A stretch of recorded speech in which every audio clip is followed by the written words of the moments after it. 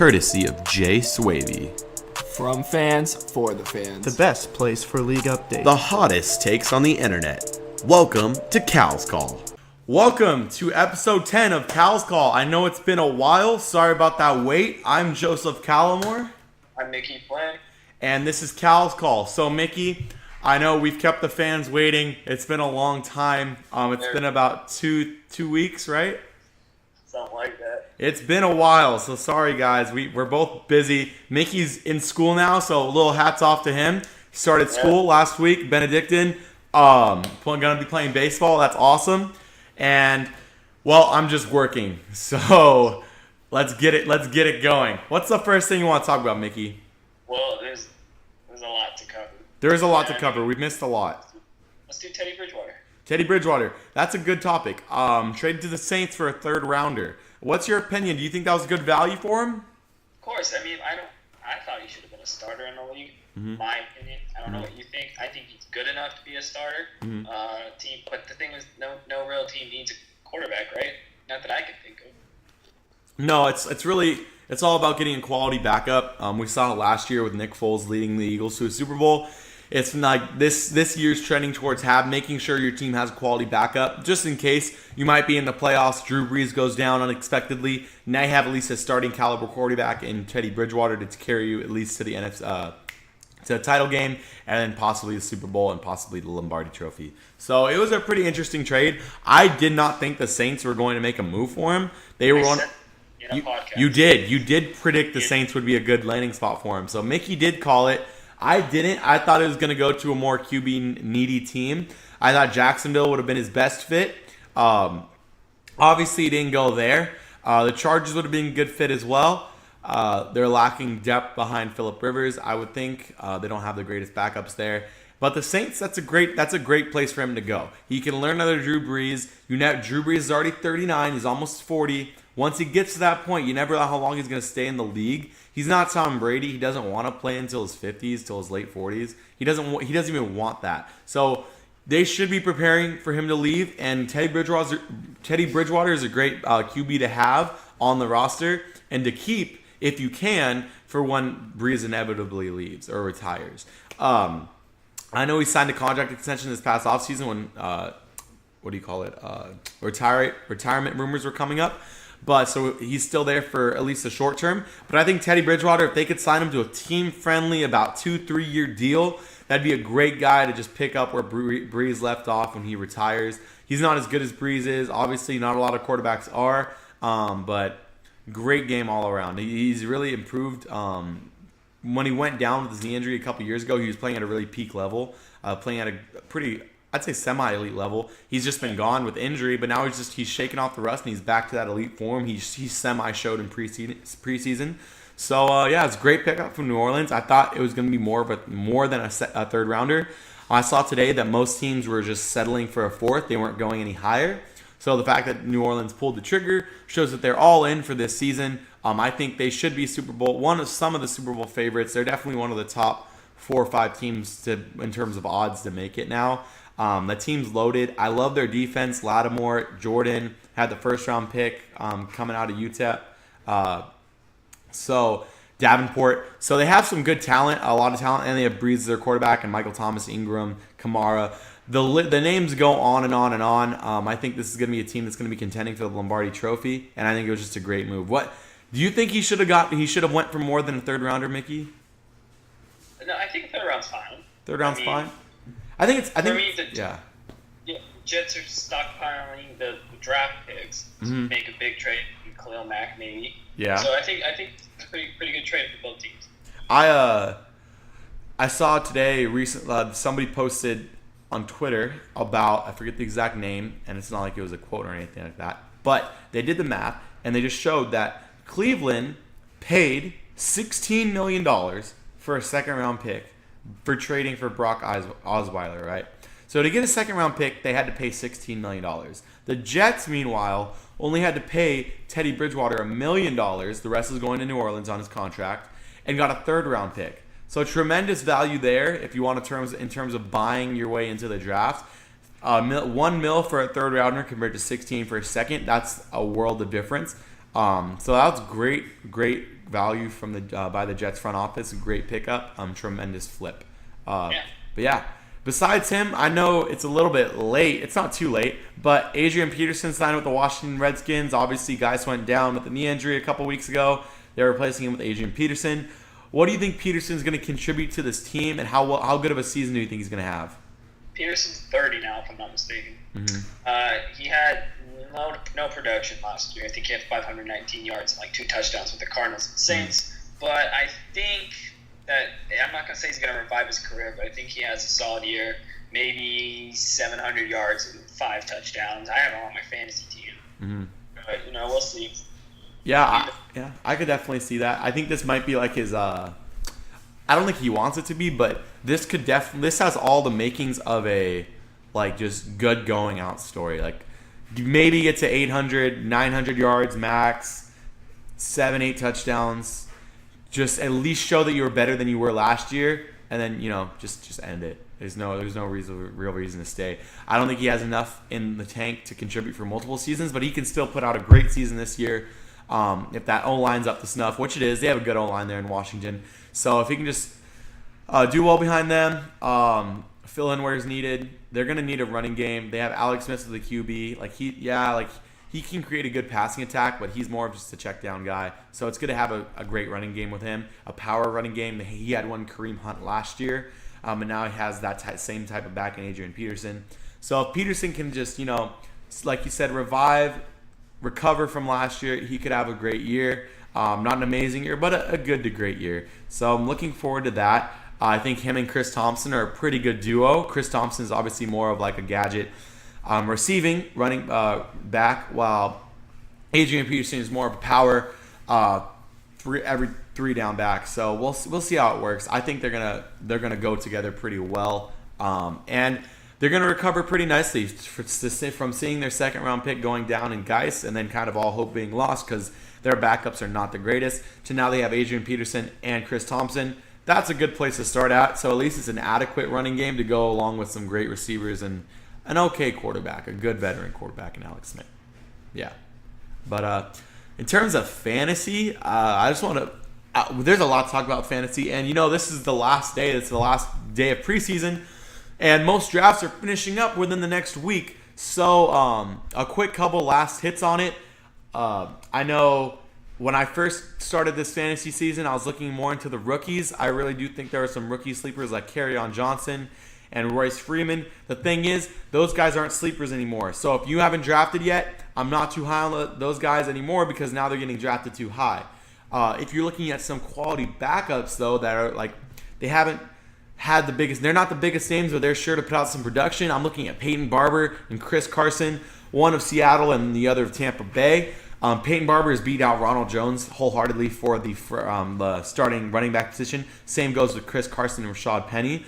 Those type of guys are guys that don't have the biggest names now, but as soon as they put out a couple 100-yard games, they're going to be big names in the fantasy community. So look out for those guys. They're not getting drafted too high. Carson's getting drafted a lot higher than Barber. But definitely look for those guys that are beating out the rookies who have bigger names, and then because it's not about name in fantasy, it's about production. So you want to look for guys that can actually produce over the guys that just have a big name.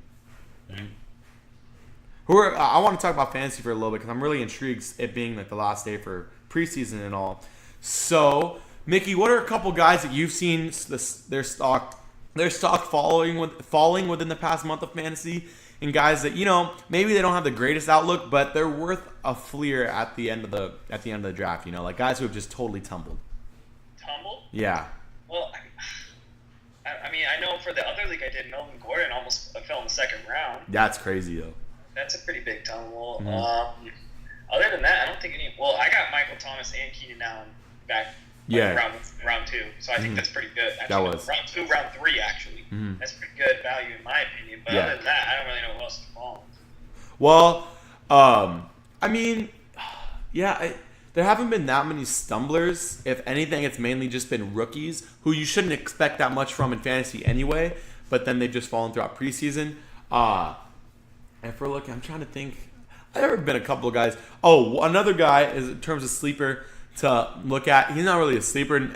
not necessarily, because he did perform really well in Jacksonville last year. But Marquise Lee out for the year with the torn ACL. Make sure to pick up Keenan Cole in our league, Mickey and I's league, for Cal's Call.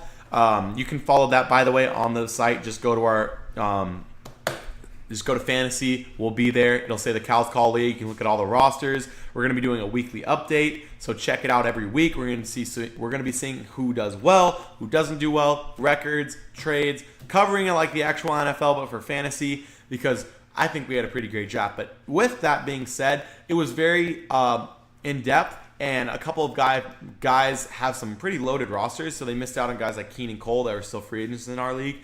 If he's still a free agent in your league and isn't getting drafted, make sure to pick him up.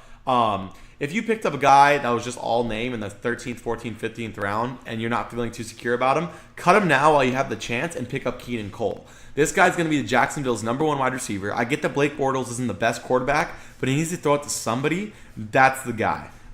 So definitely look out for Keenan Cole. I think he's going to have a tremendous season. Allen Robinson really burst onto the scene with Blake Bortles as his quarterback in fantasy. I think Keenan Cole can do the exact same thing. And if people remember correctly, Allen Robinson wasn't getting drafted until like the 12th or 13th round when he had that amazing season back then in 2016. So definitely make sure to pick up Cole if you can in those late rounds. Who are a couple guys that are maybe rookies, unknown, undrafted, haven't performed up to expectations, but you could see doing well this year that we haven't already talked about. Because like those three guys that I mentioned earlier, those are guys that haven't gotten the most hype going into these fantasy drafts up until like Rashad Penny or Ronald Jones busted. So it's just like, who are some guys that don't have the biggest names that you could see contributing? Not the biggest names? I mean, I don't really know. What's that receiver? Oh my God. He's on Washington now. Paul Richardson? I think he went undrafted in most leagues, but I think he can have a solid season, maybe around 6 touchdowns. I'm not high on Jamison Crowder this year. I'm pretty sure he's Washington's number one, but again, Alex Smith. They have Josh Doxson as well from TCU. Yeah, there you go. And then Alex Smith will probably throw to Vernon Davis more. I still think he can have a pretty solid season. Another player, late, I don't really know. Well, you know who I was amazed to fell a lot, and who Mickey participated in a draft like a couple days ago, and I was on the phone with him during, so we were able to like talk about his picks. You got Jordan Reed in what, like the 10th round? Yeah. That's amazing value. That's a guy who's been falling due to injuries and just instability on the field. So if you can pick him up, he's not inconsistent in terms of play. He's just inconsistent in terms of health. If you can pick him up as your tight end 2, great pickup. And if you're picking him up as your tight end 1, no problem. Just make sure to get a quality backup. I like Trey Burton. He's my backup in my league with Greg Olsen as my starter. I think I have some quality depth there. But definitely Jordan Reed's a good value if you can. Look out for guys that were injured last year, i.e. Allen Robinson. I'm not too high on him, but if you're looking for somebody who could definitely fall due to injuries, that's a guy who could. So look for guys who were injured last year, didn't have the greatest scheme fit last year, things like that. Definitely keep your eyes on people who can play multiple positions. I know our league didn't allow a QB flex, which would have been interesting nonetheless, but we didn't do that. So, but if you have regular flex and you can just have a wide receiver or running back, look for guys who can play both positions. It's very versatile. There's not many. The only one who I've really been seeing is Tavon Austin, and a lot of people have been sleeping on him. He probably won't even have that great of a season, but he could be valuable due to his special teams ability and then the ability to line him up as either a wide receiver or a running back. He has that much versatility because ESPN and Yahoo deemed him worthy. I don't know what deemed somebody worthy enough to play both positions, but they deemed him worthy. So if you're looking for a deep sleeper who could maybe contribute on a week where you see they're playing a horrible defense, that's the guy, Tavon Austin. I don't really like that Dallas offense, but if there's one guy who could surprisingly contribute, it would be Austin. And that's just due to the versatility. Doug Baldwin's been falling. I got him in like the 8th. Yeah, but that's mainly due to that, and that's again an injury-prone player who's falling due to injuries. But fantasy isn't about injuries. I mean, it is, but it isn't. It's if they can play, but it's the numbers that they put up when they do play. I'd rather have a Doug Baldwin who I can, if I have to sit him for 3 weeks, but then he puts up 3 150-yard games consecutively after those 3 weeks of being hurt, that's awesome. I'll just get great depth. That's what it's about. So pick up the guys who contribute big when they do play and just get depth. Don't care about, I'd rather have great and then just a down week than consistently average, because consistently average gets you to 9-7 or 8-8, and it doesn't win you any games. So I've done any leagues. So try to at least swing for the fences for some picks, and then be safe when it comes to your depth. Exactly. You talking about college football? I know Week 0 just happened. The only notable game I would say would be Hawaii at Colorado State, and Hawaii actually won that. They were actually pretty big underdogs. They went to Colorado State and ended up winning 44-34. They were up most of the game, but Colorado State made a late comeback. And before it was over, they were only up by 7. And then they ended up scoring a field goal and a touchdown. And they ended up winning by 10. I'm not into Hawaii or Colorado State, but one of my friends goes to Colorado State. He told me the game is pretty sad to watch. But other than that, there was New Mexico State, Wyoming. Wyoming, I think, actually shut out New Mexico State. I know at halftime, Mexico State only had 150 total yards. Pretty impressive. And that's pretty much it. Yeah, Craig Bowl is really going to continue to dominate with that Wyoming program. He's showing that he does not need Josh Allen to do that, which is kind of like concerning because people heralded Josh Allen for being like the savior of Wyoming, but they're doing just fine without him. So it's a little bit of it's in retrospect, in hindsight, it's showing that the hype for Josh Allen was kind of just. Yeah, it was just that. It was hype. He wasn't the savior that people were projecting to be. He was just a big-armed quarterback. But I think he'll still be okay in the NFL. Maybe. I don't know. He hasn't done bad. Honestly, he has not done bad. College football does start today, though. It does start today? Yeah, it starts today. And apparently, our colleague, Andrew Hicks, will be covering... Yes. Make sure to check out Cal's Call on Sunday because... we have exclusive on the scene coverage of Michigan at Notre Dame in South Bend from our own Andrew Hicks. The quality of that coverage is yet to be determined, but there will be coverage nonetheless. So definitely check it out. He'll have something up for you guys. And if he doesn't, we will. But he'll at least be out there with the sign. So watch ESPN, watch whatever channel it's on. Look out for our Cal's Call logo if you can, because it's going to be there at some point. At some point it will be there. But yeah, so check that out. Very, very excited about college football this year. What I was interested in seeing was in this past week how the starting quarterbacks have been named. And it was funny. I think there were like 5 different quarterback competitions where as soon as the starter was named, the backup officially transferred. Like it was like, USC? What was that?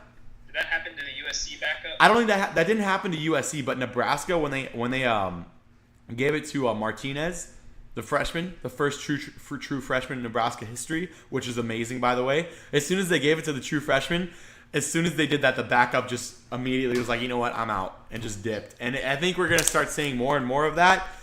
Which some people say is, like a lack of competition and competitiveness, but I think that's good. If you're gonna be a quarterback and you can start at another university, then maximize your potential. Who cares? Why would you ride a pine or care what media thinks? Go and do whatever is best for you. I'd rather play for a Hawaii consistently bad, but be the starter than play on a Nebraska who's probably going to end in the top 25 and be on the bench. Yeah, and it'd be one thing if you see a lot of college QBs go down like we do NFL, but we don't because it's not that rough of a game compared to the NFL. So there's not really any opportunities to start. The only way to hope is that the starter goes cold, and even then, most coaches will stick with their starter through and through. So it's a little hard, but I understand where people are coming when they transfer. It's pretty interesting. And then the starter for USC got named, and it's what's his name again? Daniels from Modern Day. JT Daniels. Yeah, I don't know if you guys have read anything about Daniels. I forgot his name, but I've read a lot about him. His dad was a very big influence for him. I know his dad ended up leaving his job to focus on JT's progression in football for high school, and that's pretty amazing if you ask me. So there's a lot of pressure and yet a lot of preparation that's gone into him starting for USC. So it's going to be very interesting to see. I think he's going to do really well. That remains to be seen. Not a lot of true freshmen have done that great, but we'll see. I don't think. Did UCLA name their starter? They did. Oh well, no, they didn't. They didn't. But the favorite right now is going to be what's his name? He transferred there. Oh, what? Oh my God, from Michigan. Yes, Spate, Wilton Spate. Wilson Spate. Yeah. So Speed's he's the favorite to start there for right now, and I think he'll win it because honestly, it was just I don't think it was necessarily Spate in that offense. Like I don't think it was Spate's fault that Michigan's offense wasn't as great as it could be. I think it was mainly that his wide receiver, who was hurt last year, is also hurt again. What's his name? Read his name. But their number one wide receiver at Michigan, who broke his foot again, had the same foot issue last year, was out. So he was already missing a weapon. And I just don't think he was a good scheme fit in Harbaugh's offense. I think he's going to do a lot better at UCLA with Chip Kelly. And I think people will see him in a better light than they did at Michigan. But Shea Patterson's going to do great. Dude, this is a great year for college football when it comes to quarterback talent. I know we say that almost every year, but we really just talk about the stars that are going to the draft every year. This year, there's not so many draftable players like NFL quarterbacks, but there's a lot of great college quarterbacks. And last year, that was lacking. You saw a lot of teams that didn't have good quarterback play, and it made the games a lot harder to watch. This year, we're looking at just a plethora of great college QBs that aren't necessarily NFL QBs, but that doesn't matter because we're watching the game at hand, and that's college. So very excited to watch this upcoming season. We have some great pass rushers in college ranks right now. Ed Oliver, Bosa, what's his name from Clemson? Well, there's a ton of them at Clemson, but I forget his name. Either way, ton of them. So get ready. Rashad Gary of Michigan. So a lot of good defensive talent as well. This is one of the best years in terms of overall talent for teams in college, so definitely make sure to watch this opening weekend. And also, you'll have the chance to watch the national champions, or they are going to be the national champions this year, North Carolina State. Go Wolfpack. Dude, I'm telling you, Ryan Finley and that offense, explosive. Ryan Finley and Kelvin Harmon are the best quarterback duo in the nation, quarterback wide receiver duo in the nation this year. A lot to expect from them. I know they lost Bradley Chubb, but that team's going to be very good. Very, very good. I think this is the year they beat Clemson. So, yeah. But, and then also Benedictine. Watch out for them. Sleeper pick. You know why? Because no one sees them coming because they don't have a team. So they're going to win it. That's how I see it. Everybody's sleeping on Benedictine. They don't think they have a roster. And then on Saturday night, they're going to roll out that they have a 53-man roster ready to go, and they're going to win the national championship. I'm completely ready for it. And I know Mickey won't tell us because he can't because he has privilege because he's an athlete there. But I know they actually have that ready to go out on Saturday night. They're going to announce that they have a football stadium in the back that they've been keeping under wraps, and they have a football team. So Benedictine's definitely a sleeper. Make sure to watch out for them in Mesa, Arizona. Basketball team plays some D1s. Play Weaver. We don't play good ones, but we play Weaver State, Utah State, stuff like that. Mm-hmm. Okay. Yeah, who cares? Yeah, a little bit. What are some other stories you've seen that have been interesting? It's not like we don't have things to talk about. It's that there's a lot of things to talk about. In 2 weeks that we did not produce anything, a lot of storylines have happened. Let me go on my quick little rant. Give me 3 minutes, Mickey, and then I want your input on this too. And you know how I asked for 3 minutes? It's kind of funny that I asked for 3 minutes because 3 is a very, very relevant number to what I'm about to talk about. 3 games. Urban Meyer got suspended for 3 games. That's legitimately like saying, hey, we know you did something wrong, and just slap him on the wrist. That's nothing. They literally do not care. And the worst part about it too is that doing more research into this and not just following the media bias that is obviously relevant in this case.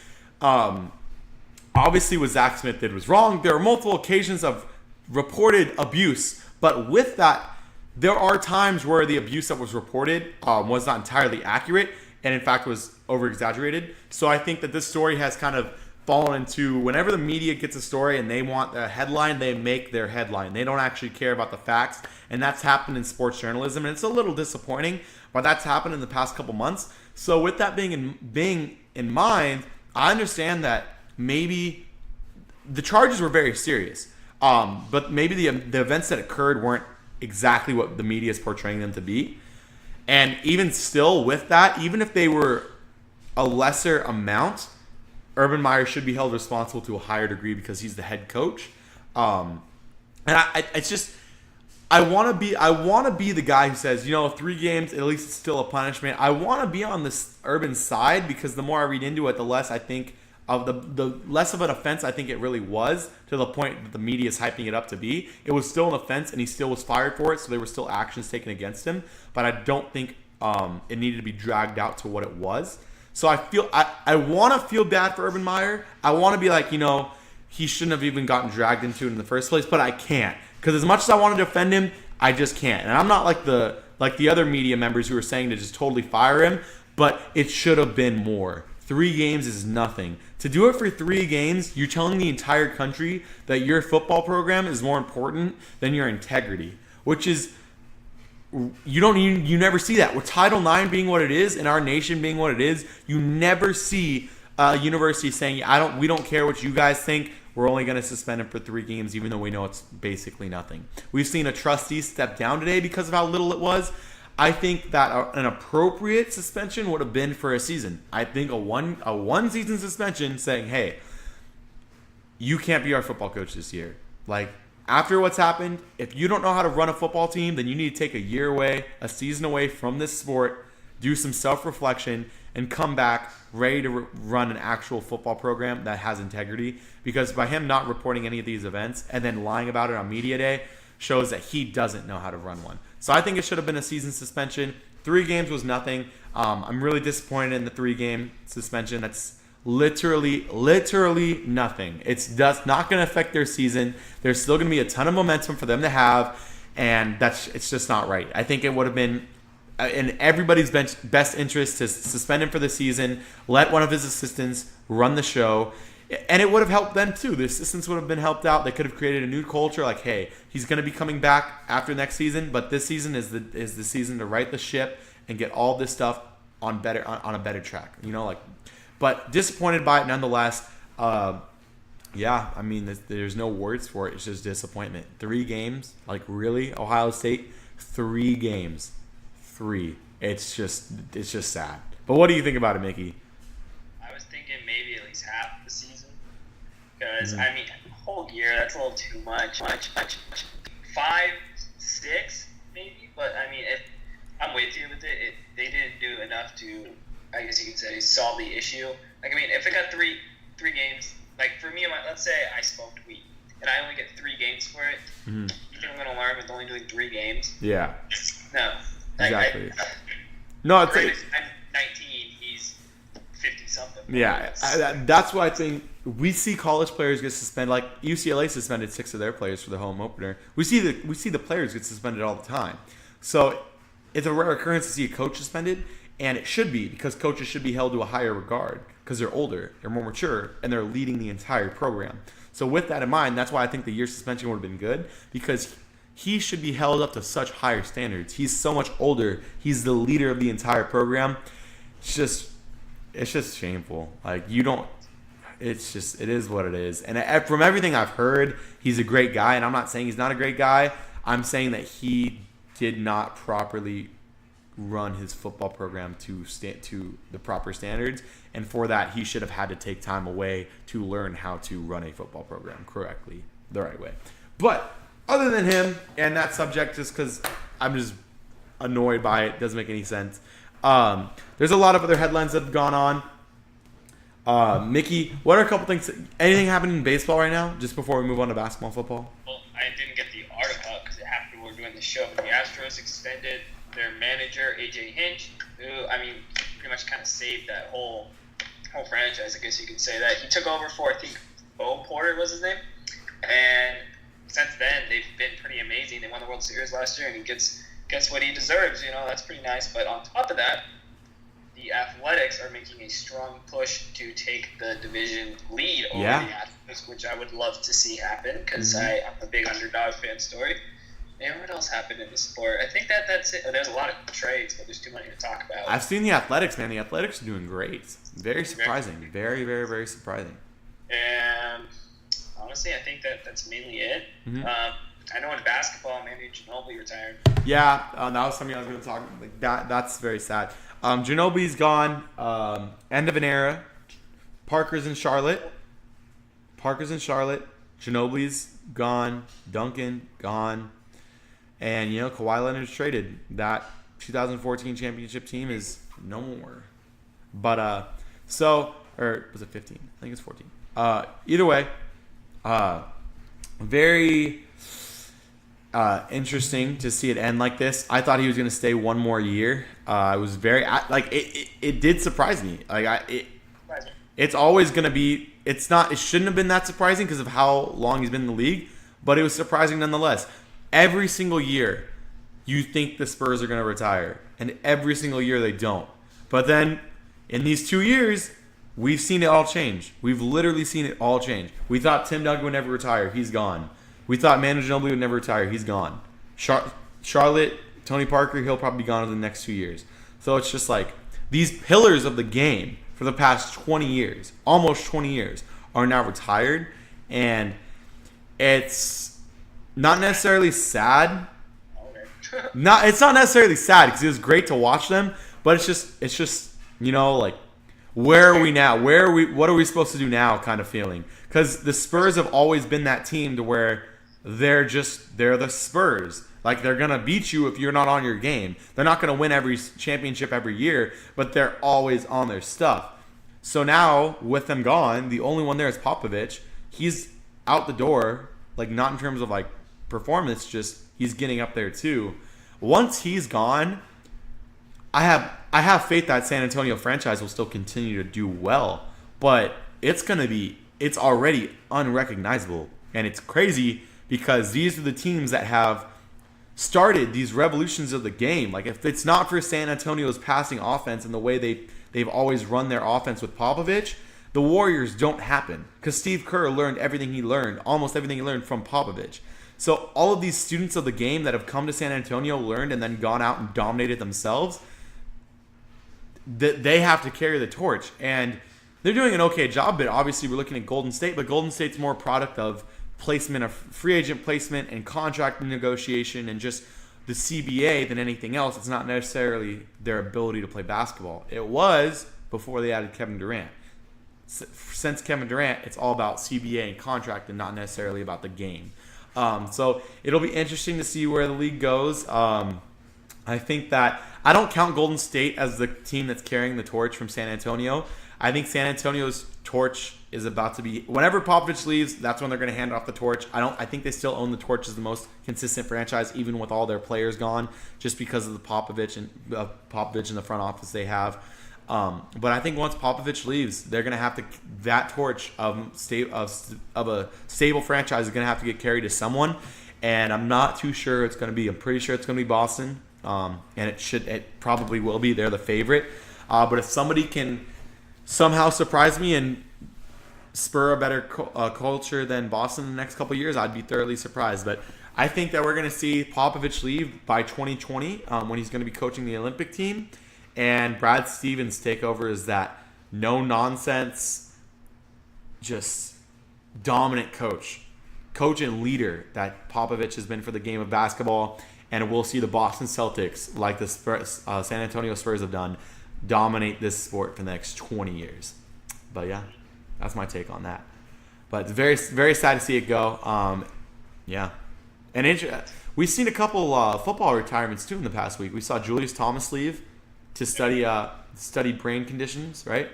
Good for him. Yeah, that was a great move. And then Elvis Dumervil today retired. He was a great player in his prime as well. So a lot of retirements. I don't know, like unsurprising. I'm not unsurprised. Surprising retirements. But yeah. In football, we saw Aaron Rodgers get paid. We saw Odell Beckham Jr. get paid. Interesting fact, though, even though we saw him get paid, the guaranteed money for Aaron Rodgers was only for the first 3 years. Did you see that, Mickey? No, I didn't. Yeah, his first 3 years are only 3 years guaranteed. After that, the fourth year isn't. Which is like, how does Kirk Cousins get all of his money guaranteed, but Aaron Rodgers not? Man, the NFL, it's just surprising. But yeah, and Odell Beckham got paid.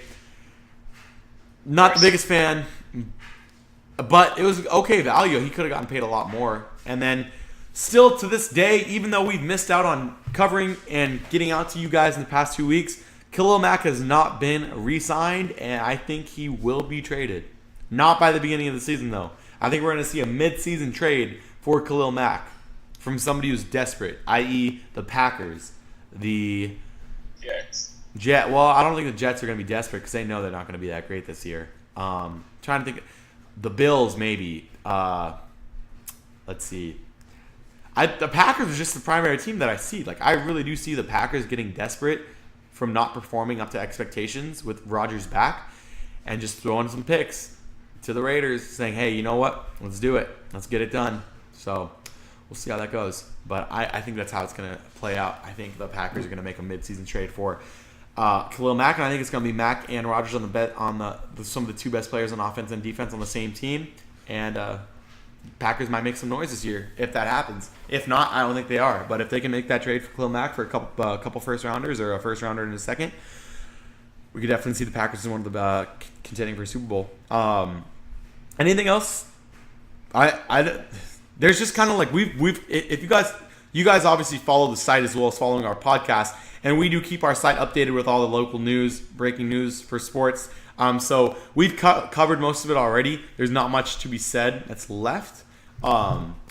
Interesting thing. I wrote an article about this one too. But Travis Frederick, the center for the Dallas Cowboys, diagnosed with Guillain-Barré. Tragic, obviously. Like, it's tragic to hear. Like, it's a very unfortunate occurrence for somebody who's a great football player. And obviously, this is way bigger than football.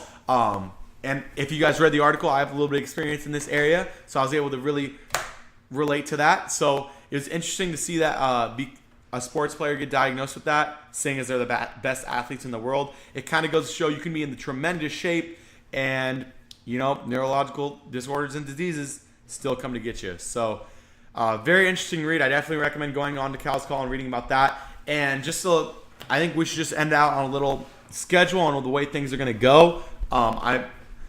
We're greatly sorry that it's taken us 2 weeks to get this podcast up.